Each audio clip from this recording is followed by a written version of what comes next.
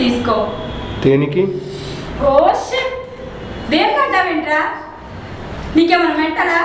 ఈ కాలంలో ఎవరైనా నిన్ను ప్రేమిస్తున్నారని మొత్త శబ్దంతో చెప్తారా? చెత్తగాయలా బాబోయ్, మీరేనా చెప్పండి వీడికి. ఎరా సినిమాలు చూడవా నువ్వు?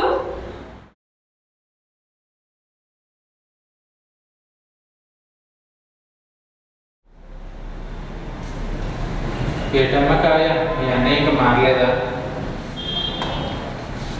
మీరు అనుకుంటున్నట్టు మా అన్ని జీవితంలో ఎటువంటి మార్పు లేదు బాబాయ్.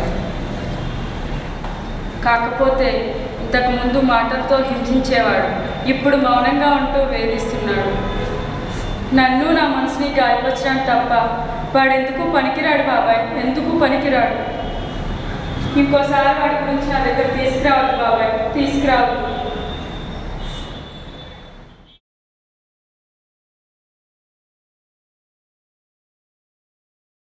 ఇప్పటిదాకా ఇబ్బంది పెట్టింది చాలాడి, ప్లీజ్ నన్ను ఇలా ఒంటరిగా వదిలేయండి. అసలు నీకు ఏం తెలిసింది ఇలా మాట్లాడుతున్నావే? ఓహో, ఎందుకు ఎలా చేయాలని టార్చర్ చేస్తాం అంటే ఎప్పుడేం చేయాలో తెలియనంత మైక్రాలు మీ కూతురు అనుకుంటున్నారా? ఎలా బ్రతకాలో నాకు బాగా తెలుసు. ప్లీజ్ డిస్టర్బ్ చేయకుండా వెళ్ళండి.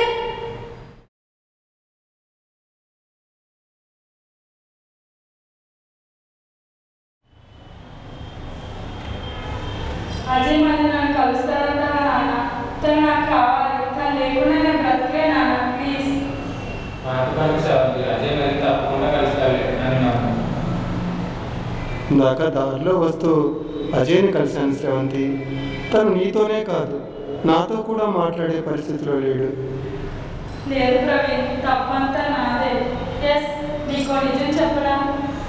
తనకు చిన్న విషయానికి హఠాత్తారని నేను అనుకోలేదు. తనని అనవసరంగా బాధ పెట్టానేమని ఇప్పుడు అదే పనిగా బాధపడుతున్నాను తెలుసా. నువ్వు నా బెస్ట్ ఫ్రెండ్ కదా ప్రవీణ్, నేనంటే నీకు చాలా ఇష్టం కదా. నాకు చిన్న హెల్ప్ చేస్తావు ప్లీజ్.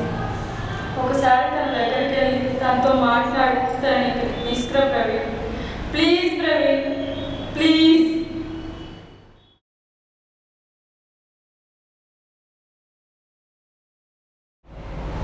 ఏం చేస్తున్నావు శ్రవంతి?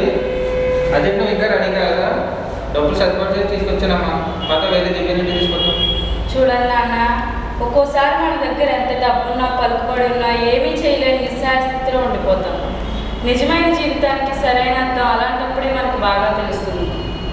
దివ్య మనసును తెలుసుకోవడానికి ఇప్పుడు కావాల్సింది డబ్బు కట్టలు కాదు నాన్న, పవిత్రమైన ప్రేమాలు కావాలి.